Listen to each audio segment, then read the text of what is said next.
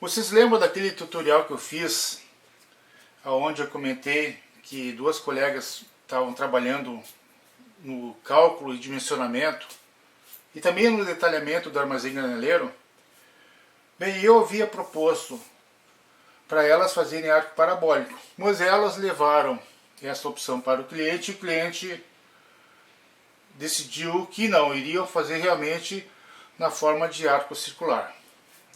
Então elas entraram em contato comigo e pediram que eu fizesse uma verificação dos dimensionamentos delas. Isso é um processo muito normal dentro de todo o encaminhamento de definição do dimensionamento estrutural. Um profissional faz o cálculo e um outro faz a verificação para evitar que passe algum detalhe. Bem, o que foi feito? Elas me mandaram o estudo de cargas delas, e em cima do estudo de cargas delas eu fiz a análise do material. Nós tínhamos dois arcos com cargas diferentes em função da largura de influência sobre cada um desses arcos principais. Primeiro que eu fiz a verificação foi no arco onde eu tinha a largura de influência de 5 metros. Então elas me mandaram o arquivo que elas rodaram no software Metallica 3D. O que eu fiz? Eu abri este software e analisei barra por barra quais eram as solicitações que estavam dando na sala de dados. Então eu peguei os valores extremos das barras e tomei nota nessa minha folha de croquis.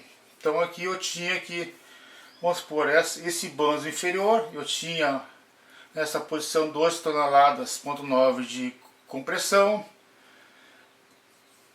Junto, a parte mais alta tinha 12,87 de compressão, 14,6 de tração.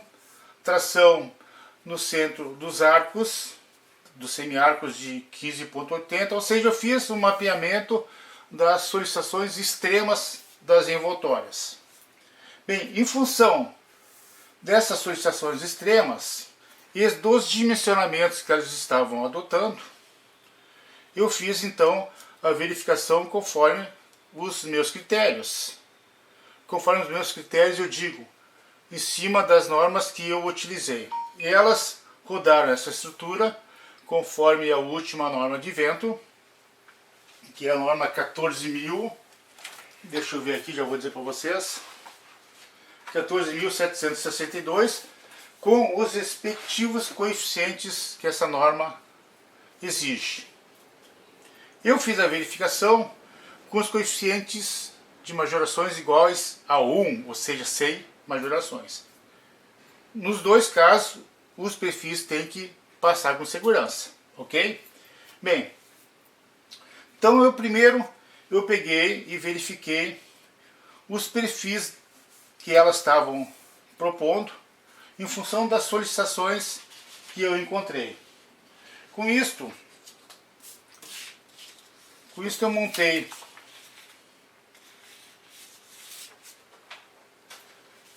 um estudo onde eu defini os banzos, quais são as cargas que eu encontrei, e em função dos pontos de travamentos, eu defini os comprimentos de flambagens em relação aos eixos X e Y dos perfis. Feito isto, eu verifiquei esses perfis que as colegas tinham definido, e verifiquei quais eram as cargas admissíveis de compressão e de tração. Bem, segundo os meus critérios, algumas das barras se fizeram necessário reforços estruturais. E essas barras, então, eu estou marcando nos pontos vermelhos. Aqui eu tenho, então, as cargas que eu peguei das envoltórias. E a minha sugestão era que para essas barras que eu achei os esforços acima dos admissíveis, que se fizesse um reforço estrutural internamente com cantoneiras de 50 por 50 por 3. O que eu fiz? Eu peguei a carga atuante, né, e vi qual era a diferença desta carga atuante para a carga que eu deveria considerar. Ou seja, o perfil delas, para mim, estava dando uma carga acima da admissível. Então eu tive que compensar colocando mais uma cantoneira por dentro. Ou seja, esta cantoneira mais o perfil que estava sendo adotado, somando as duas cargas admissíveis, tinha que dar a carga que estava atuando. Então esse foi o processo que eu fiz. E o mesmo aconteceu no que eu estava fazendo em relação às diagonais. Eu encontrei algumas diagonais, principalmente junto aos apoios, que precisariam então de um reforço estrutural. E assim eu fiz com cantoneiras de 30 por 30 por 3. Ou seja, eu fiz um reforço estrutural em algumas barras que eu achei conveniente. E acredito que elas devam ter adotado essa minha sugestão. Bem, para eu mandar para elas as informações, eu fiz um mapeamento dessas peças reforçadas. Então eu estou marcando na cor vermelha a seção tipo 1, que eu estou colocando o perfil delas, e mais a cantoneira de reforço com cordões de soldas a cada 500 mm de 50 mm de comprimento. E assim eu fiz para as peças que eu achei diferença de dimensionamento. Essas barras do banzo inferior, as duas primeiras junto ao apoio, são as barras mais reforçadas. Então eu utilizando o mesmo perfil delas, adotamos duas cantoneiras internas de reforço. E assim foi feito para algumas barras. Então esse aqui é o material que foi mandado para ela, referente ao arco com largura de influência de 6,5 metros. Também tinha um outro arco, que a largura de influência era 5 metros. E a mesma coisa eu fiz para esse arco. Eu fiz o mapeamento das cargas extremas do arquivo de envoltórias. Em cima desse mapeamento eu também fiz um comparativo com as cargas atuantes.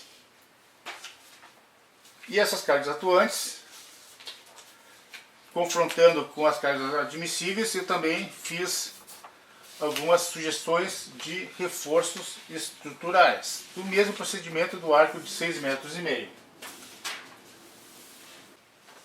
Então aqui o resumo dos reforços estruturais. Praticamente nesse arco de 5 metros eu sugeri só o reforço das duas primeiras diagonais, de acordo com o que eu tinha definido na opção 3 do arco de 6,5 metros. A opção 3 era o que? Era o banzo, era as diagonais com uma cantoneira de reforço. Bem, isso aqui então, arcos de 5 metros e 6,5 metros, foi definido para elas o que eu sugeri de reforço estrutural. A situação que elas tinham de chumbadores, que elas definiram para o cliente, eram então 4 chumbadores de diâmetro de 1,4 polegada, aço CA25, e o concreto, segundo elas, o que foi utilizado tinha 30 megapascal de FCK. Bem, aí eu comecei a trabalhar então no arco de 6,5 metros. O que eu fiz referente ao arco de 6,5 metros? Primeiramente eu fiz a verificação desta chumbação. Lá do arquivo de envoltórias eu extraí um resumo das reações. Então eu tinha uma carga de arrancamento de 15.810 kg força, uma carga de compressão de 9,48 toneladas e um cortante na rótula de 6,88 toneladas. Elas tinham definidos de lá achar os chumbadores Então, como eu falei antes, de 1 1/4 de polegada, espaçados a 27 centímetros um do outro. Essa rótula ela é composta de um pino, e este pino ficava a 12 centímetros a partir do topo do concreto. Então o que eu fiz? Eu fiz a verificação dessa rótula. Primeiramente eu vi qual é o esforço que está dando de tração no chumbador mais tracionado, e qual é o esforço cortante. Em função disto, eu fiz a verificação então do que eu precisaria de área de núcleo para essa combinação nos chumbadores. Bem, feito a verificação disto, eu verifiquei qual é o embutimento mínimo que eu precisava para esse conjunto de cargas que estava redundando, que estava resultando no esforço de tração no chumbador e no esforço cortante. Bem, fiz essa verificação. Depois eu verifiquei ainda nesse aparelho de apoio qual eram as chapas que iam receber os pinos que vão montar essa rótula. Então eu tinha as cargas verticais e tinha as cargas horizontais. Eu fiz uma resultante disto e verifiquei em função do esmagamento, da tensão de esmagamento da chapa, qual era a espessura mínima dessa chapa aqui. Com isto eu verifiquei o dimensionamento que elas tinham definido no projeto. Também fiz a definição das dimensões da chapa base desse aparelho, em função, primeiro, da tensão atuante entre o concreto e esse aparelho de apoio, e depois em função do posicionamento do chumbador em relação à extremidade da chapa base e a solda entre a chapa vertical e esse chumbador. Feito isso, eu peguei o maior dos momentos por centímetro e fiz a definição de qual a espessura mínima dessa chapa, ok? Então isso aqui tudo é referente ao arco de 6,5 metros de largura de influência. Obviamente que esse aparelho de apoio todo não vai adiantar nada fazer verificação de chapas, pinos e chumbadores se a solda que estiver ligando essas chapas verticais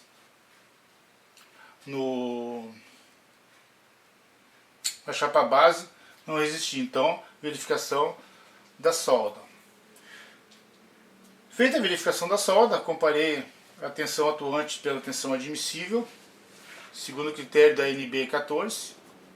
Eu fiz a verificação da rótula superior. Na verdade aqui eu não fiz a verificação, eu sugeri. Então eu sugeri um aparelho rotulado com pino, uma rótula perfeita, onde eu estou dimensionando o diâmetro do pino e estou dimensionando as espessuras das chapas. E claro, obviamente, verificando a área líquida na posição desse cisalhamento. Então isso aqui tudo referente ainda ao primeiro arco com largura de influência de 6,5 metros. Depois eu fiz a verificação dos cordões de soldas, ou seja, as ligações entre as diagonais, montantes e os banzos. Para isso foi feito a verificação na barra mais solicitada, na diagonal, aonde em função da NB 14, que eu trabalhei com tensões admissíveis, eu defini qual é o comprimento total mínimo para unir diagonais e montantes ao banzo. Bem, e nesse graneleiro elas tinham, obviamente, uma passarela longitudinal nessa edificação. E essa passarela ela era composta por perfis transversais, e no sentido longitudinal tinha as fitas transportadoras e os passadiços. O fornecedor da passarela forneceu para elas as cargas, e em função das cargas eu fiz a verificação das solicitações. Então foi feito o dimensionamento com perfil do tipo I, com tensão de escoamento 2.500 kg força, e também foi feito o dimensionamento do pendural. O que é pendural? Pendural é essas peças que vão amarrar o berço, vamos chamar de berço da passarela, a estrutura principal treliçada. Então foi definida também qual é o parafuso que vai unir essa barra horizontal ao arco e qual é a cantoneira, ok? Estou trabalhando aqui com tensões admissíveis. Bem, feitas essas verificações desses dois arcos, eu me detive a fazer o estudo do oitão. E quando eu falo estudo do oitão, eu estou me referindo ao estudo de cargas de vento longitudinal. Então, elas tinham definido que pilares a cada mais ou menos 6 metros, e os pilares, ficou definido que eles seriam apoiados sobre pilares de concreto e nos arcos da estrutura metálica. O modelo estrutural que eu considerei nesse oitão foi pilares treliçados com 1 metro de largura e terças a cada 1,5 metro para fechamento dos oitões. As cargas que eu tenho adotadas no topo dos pilares são as reações dos pilares na parte superior. Então eu fiz o estudo, primeiro eu linearizei a carga no oitão sobre cada linha desses pilares.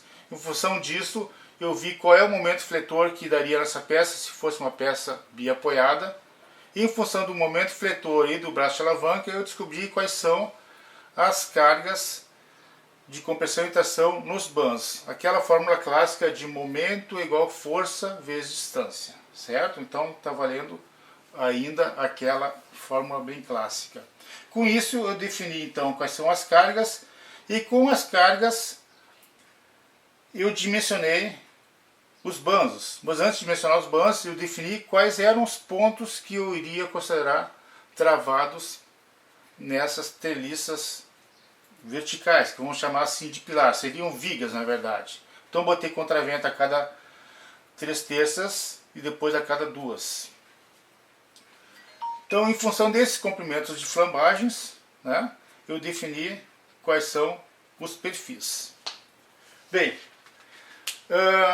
eu tentei aproveitar para esses perfis de bandos os dimensionamentos dos arcos dos eixos 1 e 2 e dos eixos opostos dos oitões, porque eu já sabia de antemão que os dimensionamentos dos bandos inferiores seriam diferenciados dos bandos inferiores dos arcos internos, porque esse arco é o arco que vai dar sustentação juntamente com o seu outro par de todo o vento no oitão. Então eu tentei aproveitar todo aquele perfil que era usado nos bandos dos arcos dos módulos extremos.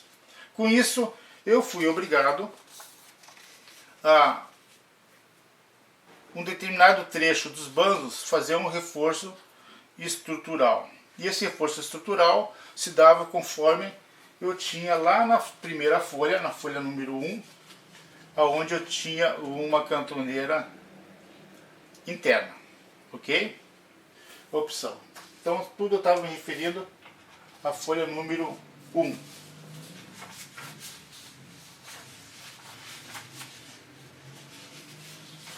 Bem, então os pilares, uma vez definidos,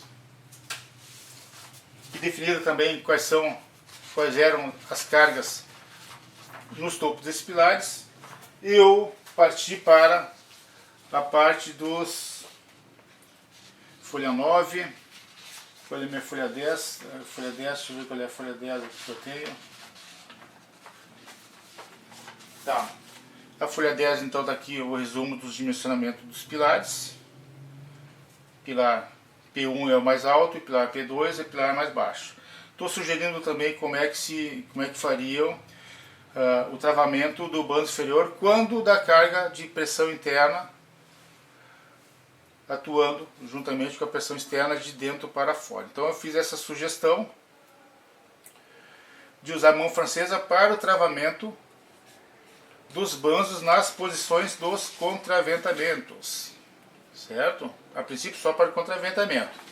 Depois que eu terminei essa fase, eu fui para o dimensionamento da estrutura de contenção do vento longitudinal.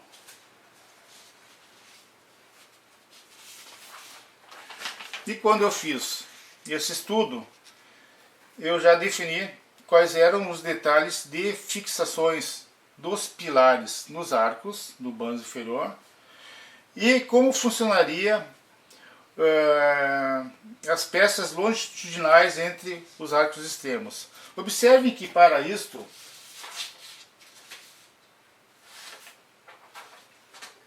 eu rodei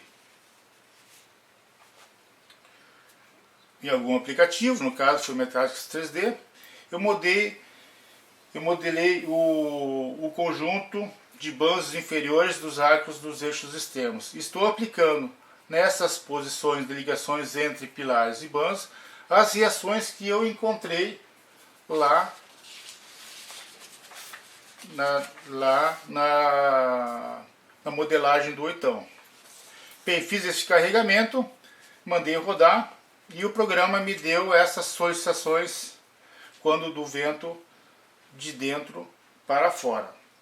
Quando da pressão interna e pressão externa atuando, esses valores se invertem. Então eu tomei nota dos valores extremos. Observem que eu estou considerando em alguns pontos aqui o somatório de cargas, o somatório de solicitações. O que são isto? Bem, quando eu faço esse modelo estrutural, essas cargas vão gerar algumas solicitações de tração e compressão neste conjunto, dependendo da posição diferenciada. Só que, além dessas solicitações devido ao vento longitudinal, eu tenho ainda as cargas verticais nos arcos que vão gerar solicitações. Então eu estou somando as solicitações.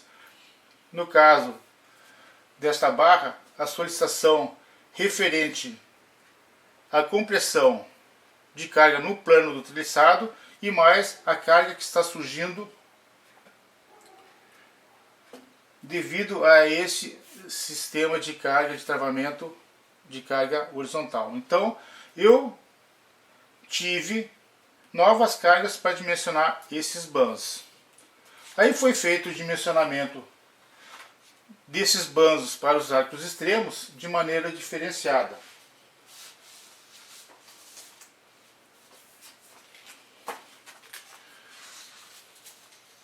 Com isso, então, eu defini quais eram os novos dimensionamentos dos banzos inferiores dos arcos que compõem o módulo dos extremos. Então eu substituí os banzos inferiores que elas tinham como perfil por dois perfis de 128 por 50 por 4,75 e travejados entre eles. Então os banzos inferiores dos arcos extremos, só os banzos inferiores, mudaram para esse dimensionamento. Em função das solicitações que foi encontrada nos contraventamentos e nas peças de travamento, foi feito o dimensionamento então das peças que eu estou chamando de A, que são as vigas de travamento, são peças submetidas à compressão, e dos contraventamentos, que estou definindo então alguns trechos com 2 barras de 1 polegada e outros com 1 barra de 1 polegada. Obviamente eu dei também a opção para ela de fazer essas barras que são compostas por 2 perfis redondos, alterar para uma cantoneira com rosca na extremidade. Então isso aqui tudo faz parte do processo de consultoria ao cálculo das nossas colegas. Bem, aqui notem que como as solicitações mudaram nesses arcos extremos, nós também temos que alterar o que? Temos que alterar ou temos que verificar ou definir as novas condições de vínculos desses arcos com o concreto. Para isso,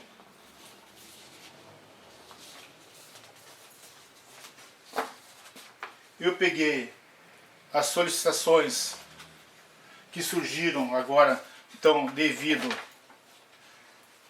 à carga vertical, mais a solicitação que surgiu devido ao vento noitão, e fiz um somatório para termos quais são as reações que eu devo considerar para esse novo dimensionamento.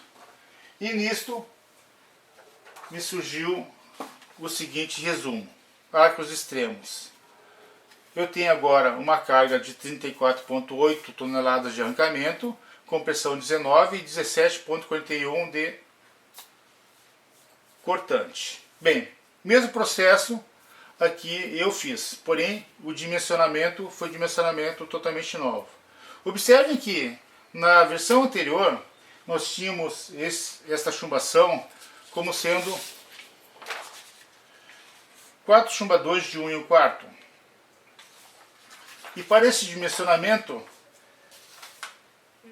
cheguei à conclusão que seriam necessários 6 chumbadores, ou 3 de cada lado, de 1 polegada e 3/8. Então assim também foi feito. Primeiro se descobriu qual é a carga de tração em um chumbador, qual é o esforço cortante em um chumbador, e em função disso se definiu a área de núcleo do chumbador, primeiramente solicitada a tração, e depois se verificou com a equação de interatividade entre esforço cortante atuante pela tensão de cisalhamento atuante, pela tensão de cisalhamento admissível nesse chumbador ao quadrado, mais tensão normal atuante no chumbador, que se dá devido ao esforço de tração, dividido pela tensão normal admissível, e se verificou que dava perto de 1,0. Então eu resolvi adotar essas barras com 1,3 de polegada.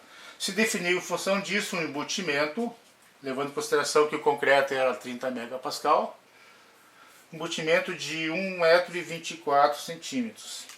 Verificando as cargas verticais, eu fiz uma conta para ver qual é a resultante dessas duas cargas, e a resultante deu algo em torno de 23,33 toneladas por conjunto de chapa. Em função disso, se definiu então qual era o pino necessário, né, para unir essas duas chapas. Então, entre essas duas chapas, nós tínhamos o banzo, ok? Se definiu também, então, quais eram as chapas que iam compor as partes verticais, se definiu qual é o parafuso. Em função desse carregamento, se definiu qual era a espessura mínima da chapa, em função da tensão atuante entre concreto e chapa base do aparelho de apoio, e da carga de puncionamento do chumbador em relação à chapa base. Feito isso, se definiu então a chapa base e depois fez a verificação da solda. Próximo passo: dimensionar a rótula superior desses arcos extremos. Então a opção que nós tínhamos era o banzo inferior sendo perfil duplo. Se pegou lá das envoltórias quais eram as cargas que estavam atuando no pino central, as cargas verticais e horizontais, e fizemos o cálculo da resultante. Com essa resultante se definiu qual é a área de núcleo necessária, e com isso se chegou no dimensionamento de 1 1/4. Um pino de 1 1/4, e as chapas que compõem este nó, essa rótula, seria chapas de 3/4 de polegada. Como é que chegou essa chapa? Através da tensão admissível de esmagamento. E essa tensão varia conforme o tipo de parafuso e conforme a tensão de escoamento do aço. Depois, o que foi feito? Foi feito o dimensionamento das terças de oitões. Bem, primeiramente eu fiz o modelo mais simplificado, que era uma peça biapoiada, com 6 metros de vão, largura de influência de 1,5 m, e eu cheguei à conclusão que daria, em função da resistência, daria um perfil muito alto. A segunda opção que eu rodei, e que foi a opção mais barata, foi usando mãos francesas em todas as terças. Notem que antes eu tinha mão francesa gerada na terça como elemento de travamento do banzo interno dos pilares de oitões. Agora eu já estou transformando todas as terças com mãos francesas.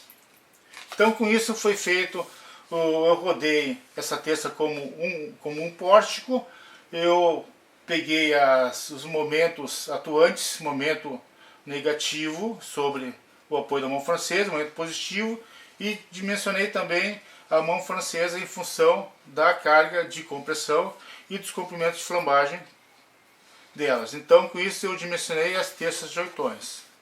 Bem, a última parte desse trabalho foi a verificação das terças que o engenheiro calculista tinha passado para elas, e já tinha inclusive comprado este material, e o engenheiro calculista considerou para o dimensionamento dele uma pressão dinâmica muito abaixo do que elas encontraram. Então o que eu fiz para a descarga de consciência? Eu peguei aquele perfil que ele usou para a carga que ele considerou, e obviamente como as minhas clientes eram as duas engenheiras, eu verifiquei aquele perfil que foi adotado por ele com a pressão dinâmica, os coeficientes de pressões externos e internos, conforme elas haviam definidos na memória de cálculo. Haja visto que a responsabilidade técnica sobre as obras seriam delas, então tem que verificar se o perfil que ele está sugerindo daria segurança. E eu fiz a verificação, fiz as combinações de cargas de peso próprio mais sobrecarga, peso próprio mais vento mais pressão interna, e vi que para o modelo que ele estava adotando, esse perfil não verificava. Ou seja, não verificava primeiro quanto a resistência, quanto a flecha até estava verificando, mas quanto a resistência não. Haja visto que o momento máximo atuante para a combinação de peso próprio mais vento mais pressão interna, para a pressão interna que as colegas consideraram e para o perfil que ele dimensionou. Isso aí geralmente não é muito comum, tá, pessoal? Um profissional fazer uma parte, de repente um outro profissional se atravessar no meio com outras considerações, não é nada comum. Então eu verifiquei o perfil e cheguei à conclusão que não dava segurança. Bom, o que eu sugiro para elas? Que elas conversassem com eles e fizessem todas as terças no sistema aporticado. Haja visto que nem considerando essa terça como uma viga contínua de 2 vãos daria segurança. Então esse foi um trabalho que eu fiz e que eu presto para meus ex-alunos, ou seja, para aquelas pessoas que fizeram o curso comigo e que de certa maneira podem precisar de algum apoio, algum suporte, principalmente nas primeiras obras, para ter mais segurança de como desenvolver o trabalho de dimensionamento. Por isso, se você é engenheiro civil, engenheiro mecânico e pretende trabalhar na área, a minha sugestão é que vocês façam cursos de qualificações em cálculos estruturais. Tá? Eu sugiro, obviamente, o meu curso, porque eu conheço o conteúdo do meu curso e sei das necessidades de conteúdos do mercado para absorver novos profissionais. Tá ok? Então estou aberto para meus ex-alunos que precisarem dessa consultoria, né? Vamos conversar, vamos mostrar um trabalho e vamos fazer um serviço com segurança.